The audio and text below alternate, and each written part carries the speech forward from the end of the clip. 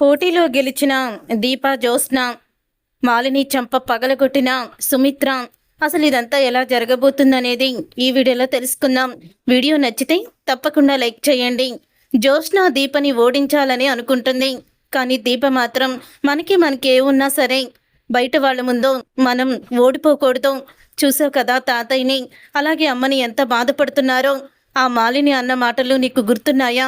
ఇప్పుడు గెలిస్తే నేను గెలిచినట్టు కాదు, నువ్వే గెలిచినట్టు. శివన్నారాయణ మనవరాలు మాలినిని ఓడించింది అంటారు తప్ప నన్ను అనరు. కాబట్టి నాకు హెల్ప్ చెయ్యి, నాతో చేతులు కలుపు అని జ్యోత్స్నని రిక్వెస్ట్ చేస్తుంది. దీప రిక్వెస్ట్ చేసిన తర్వాత జ్యోత్స్న ఆలోచనలో పడుతుంది. ఇంకా అరగంట మాత్రమే ఉంది పోటీ టైము అని అనౌన్స్మెంట్ చేయడంతో అప్పుడే ఇక జ్యోత్స్న ఆలోచించి వెంటనే దీప చేతిలో చెయ్యి పెడుతుంది. అప్పుడే ఇక కార్తీక్, దీప, జ్యోత్స్నాను కూడా మార్చేసి నీ వైపుకి తిప్పుకున్నావు, మనం ఖచ్చితంగా గెలుస్తాము అని కార్తీక్ మనసులో అనుకుంటూ ఉంటాడు. దీపతో చేతులు కలిపిన జ్యోత్స్నాని చూసి పారిజాతం షాక్ అయిపోతుంది. ఏంటి, జ్యోత్స్న దీపతో చేతులు కలిపిందా? ఇదేంటి, ఇది నిజమా కళ అని తనను తాను గిల్లుకుంటుంది పారిజాతం. అమ్మో, ఇది నిజమే, అయితే దక్షిణామూర్తి ఓడిపోయినట్టే అని అనుకుంటూ ఉంటుంది పారిజాతం. మీరేమీ భయపడకండి, జ్యోత్స్న, దీప ఇద్దరూ కలిసి మనల్ని గెలిపిస్తారు, చూడండి బహుమతి మనమే తీసుకుంటాము అని అంటూ ఉంటుంది పారిజాతం. అవునా పారిజాతం అని అంటూ ఉంటే, అవునండి, ఒకవేళ మనమే గెలిస్తే నీకిచ్చిన పనిష్మెంట్ని కూడా నేను వెనక్కి తీసుకుంటాను అని చెప్తూ ఉంటాడు శివన్నారాయణ. ఆ మాట విని పారిజాతం, మీరు అన్నది నిజమేనా అని అంటూ ఉంటుంది. అవును, నేను అన్నది నిజమే, ఒకవేళ మనం గెలిస్తే మాత్రం నీకిచ్చిన పనిష్మెంట్ కూడా నేను వెనక్కి తీసుకుంటాను, జ్యోత్స్నాని దీపకి అసిస్టెంట్గా ఉండడం కూడా తీసేస్తాను అని శివన్నారాయణ ఆఫర్ మీద ఆఫర్ ఇచ్చేస్తాడు. అప్పుడే ఇంకా పారిజాతం, జ్యోత్స్న నువ్వు గెలవాలి అంటూ పెద్దగా అరుస్తూ ఉంటుంది. ఇక ఇదంతా ఇలా జరుగుతూ ఉండగా దీప, జ్యోత్స్న ఇద్దరు కూడా చకచక వంట అయితే చేసేస్తూ ఉంటారు. ఒక పక్క చెప్పు, మరొక పక్క దీప, జ్యోత్స్న చాలా స్పీడ్గా వంట చేస్తూ ఉండగా టైం అయిపోతుంది. అయిపోయిన తర్వాత అప్పుడే ఇక జడ్జిమెంట్ చేయడానికి ఒక స్పెషల్ పర్సన్ వస్తున్నారని చెప్పి అంటూ ఉంటారు కదా. ఆ స్పెషల్ పర్సన్ అయితే వస్తారు. ఆయన ఎవరో కాదు, ఒక మినిస్టర్. అతను వచ్చిన తర్వాత వీళ్ళిద్దరు చేసిన వంటలు ఎలా ఉన్నాయో రుచి చూసి మీరే చెప్పాలి అని అంటూ ఉంటే అప్పుడే ఇక మాలిని మినిస్టర్ దగ్గరికి వెళ్ళి, నమస్కారం మినిస్టర్ గారు, నేను గుర్తున్నానా, మాలిని నా పేరు అని చెప్పి అంటూ ఉంటే, అవును, మీరెందుకు గుర్తులేరు, బాగా గుర్తున్నారు అని అంటూ ఉంటాడు మినిస్టర్. అప్పుడు ఇక కార్తీక్ అనుమానం వస్తుంది.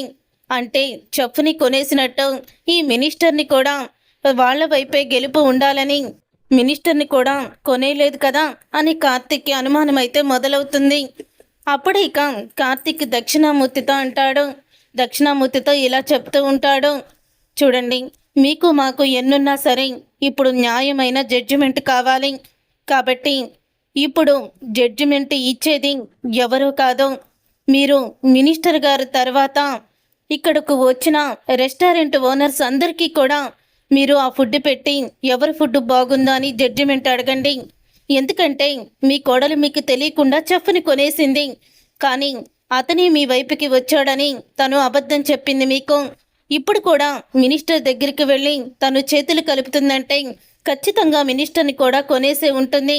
ఆలోచించుకోండి, ఇప్పుడు గనక మీరు ఆ మినిస్టర్ని కొని అన్యాయంగా గెలిచారనుకోండి, శాశ్వతంగా మీ కూతురు మీ ముఖం కూడా చూడదు అని దక్షిణామూర్తితో చెప్తాడు కార్తీక్. అప్పుడే కార్తీక్ని శివన్నారాయణ పిలుస్తాడు. ఏంట్రా, ఆ దక్షిణామూర్తితో నీకే మాటలు అని అంటూ ఉంటే, ఏం లేదు తాత, ఆయనకి కొంచెం క్లారిటీ ఇచ్చొచ్చానులే అని అంటూ ఉంటాడు కార్తీక్. ఇక కార్తీక్ అలా అన్న తర్వాత అప్పుడు ఇంకా జడ్జిమెంట్ చేయబోతూ ఉంటారు మినిస్టర్. ఇక దక్షిణామూర్తి, ఆగండి మినిస్టర్ గారు అని అంటూ ఉంటే, ఏంటి మావయ్య, ఎందుకు ఆపమన్నారు అని మాలిని అడుగుతూ ఉంటుంది. ఏం లేదమ్మా మినిస్టర్ గారు, మీరు ఎలక్షన్లో పాల్గొన్నప్పుడు మీరు ప్రజలు కోరిక మీదకి, అంటే ప్రజలు మీకు ఓటేస్తేనే కదా మీరు గెలిచేది అని అడుగుతూ ఉంటారు. అవును, ఇప్పుడు దానికి దీనికి సంబంధం ఏంటి అని అడుగుతూ ఉంటాడు మినిస్టర్. ఏమీ లేదు, నాది ఒక అభిప్రాయం. ఎందుకంటే ఇప్పుడు వాళ్ళ ప్రజలకి నచ్చితేనే కదా మనం రెస్టారెంట్లో కూడా మనకి పేరొచ్చేది.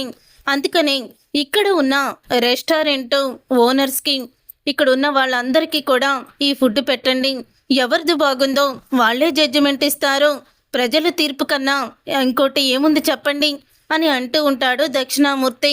అప్పుడు ఇక ఆ మాట విని మాలిని షాక్ అయిపోతూ ఉంటుంది. మావయ్య గారు, మినిస్టర్ గారిని అవమానిస్తున్నారు మీరు అని అంటూ ఉంటే, లేదమ్మా, మినిస్టర్ గారిని అవమానించడం లేదు, ఆయన అభిప్రాయాన్ని అడుగుతున్నాను. చూడండి మినిస్టర్ గారు, మీరు కరెక్ట్గానే జడ్జిమెంట్ చేస్తారు. తరువాత మళ్ళీ ప్రేక్షకులు కూడా ఈ ఫుడ్ని టేస్ట్ చేస్తారు. మరి ఆ టేస్ట్ చేశాక మీ జడ్జిమెంటు ఒకవేళ రాంగ్ అయితే మీ పరువు పోతుంది కదా. అందుకని ముందు మీరు టేస్ట్ చెయ్యండి. అసలు ఎవరిది బాగుందో మీ మనసులోనే పెట్టుకోండి. తర్వాత వాళ్ళు కూడా జడ్జిమెంట్ చేస్తారు. చేసిన తర్వాత కొన్ని దీంట్లో దీప, జ్యోత్స్న రెస్టారెంట్ అని మా రెస్టారెంట్ పేర్లు ఉంటాయి. ఎవరి ఫుడ్ బాగుందో వాళ్ళు స్లిప్లో రాసి వేస్తారు అని అంటూ ఉంటాడు దక్షిణామూర్తి. ఇదేంటి మావయ్య గారు, కొత్తగా మళ్ళీ ఇదేంటి అని అడుగుతూ ఉంటే, అవునమ్మా, ఏదన్నా న్యాయంగానే కదా జరగాలి అని దక్షిణామూర్తి అయితే అంటాడు. దక్షిణామూర్తి అలా అన్న తర్వాత అప్పుడే ఇంకా మాలిని అయితే ఇక ఏమీ అనలేకపోతుంది, తనేం చేయలేకపోతుంది. అందరూ కూడా ఫుడ్ అయితే టేస్ట్ చేస్తారు. టేస్ట్ చేసిన తర్వాత అప్పుడే ఇంకా వాళ్ళు ఎవరు ఫుడ్ నచ్చిందో అని స్లిప్లు వేసి అయితే వేస్తారు. వేసిన తర్వాత ఒక్కో స్లిప్ అయితే తీస్తారు. తీసాక ఎక్కువగా జ్యోత్స్న రెస్టారెంట్కి స్లిప్స్ అయితే ఎక్కువ వస్తాయి. దాంతో ఒక్కసారి మాలిని షాక్ అయిపోతూ ఉంటుంది. ఇక మాలిని షాక్ అయిపోతూ, ఇదేంటి, ప్లాన్ అంతా కూడా ఫెయిల్ అయిపోయింది అని అనుకుంటూ ఉంటుంది. చూశారు కదా, జ్యోత్స్న రెస్టారెంట్కి ఎక్కువ స్లిప్పులు వచ్చాయి, వాళ్ళకి ఓట్లు ఎక్కువ పడ్డాయి, కాబట్టి వాళ్ళే గెలిచారు అని అక్కడ జడ్జిమెంట్ అయితే ఇస్తారు. అప్పుడు ఇక అందరూ కూడా చాలా ఆనందపడుతూ ఉంటే మాలిని షాక్ అయిపోతూ ఉంటుంది.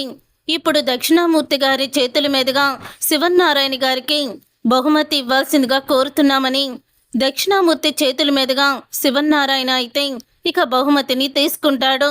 అప్పుడు ఇక అంటూ ఉంటాడు, చూసావు కదా, నువ్వు ఎంత నాకు పోటీగా రావాలనుకున్నా ఆ భగవంతు ఎప్పుడూ కూడా మా తరపునే ఉంటాడు అని చెప్తూ ఉంటాడు శివనారాయణ. అప్పుడే ఇక మాలిని బయటకైతే వెళ్తుంది. బయటికి వెళ్ళి ఇక అంటూ ఉంటుంది మినిస్టర్తో, సార్, మీకేం చెప్పాను రాత్రి, మీకు కావాల్సినంత డబ్బు ఇస్తాను, జడ్జిమెంట్ మాకే అనుకూలంగా ఇవ్వమని అన్నాను కదా, మరి మీరేంటి సార్ ఇలా చేశారు అని అడుగుతూ ఉంటే, నన్నేం చేయమంటావమ్మా, చూసావు కదా, ఆఖరి నిమిషంలో మీ మావయ్య గారు వచ్చి మొత్తం మార్చేశారు. నేను అక్కడ మాట కాదని నేనే జడ్జిమెంట్ ఇస్తానంటే బాగోదు కదా, కావాల్సి ఉంటే నువ్వు ఇచ్చిన డబ్బు నీకు తిరిగి ఇచ్చేస్తాను అని మినిస్టర్ అయితే చెప్తాడు.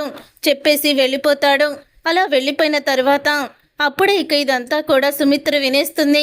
ఇక సుమిత్ర వినేసి మాలిని చంప పగలగొడుతుంది. ఇక మాలిని చంప పగలగొట్టి అంటూ ఉంటుంది, నువ్వు ఇలాంటిదేదో చేస్తావని నాకు ముందే తెలుసు.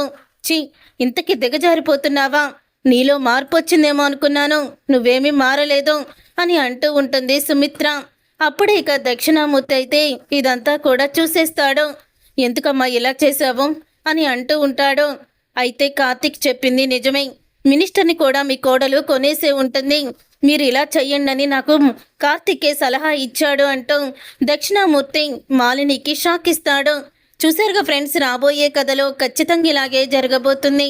మరి ఇలాగే జరగాలని మీరైతే కోరుకుంటున్నారా? అయితే వీడియోని తప్పకుండా లైక్ చేసి ఛానల్ని సబ్స్క్రైబ్ చేసుకొని పక్కనే ఉన్న గంట సింబల్పై ఆల్ ని క్లిక్ చేయండి.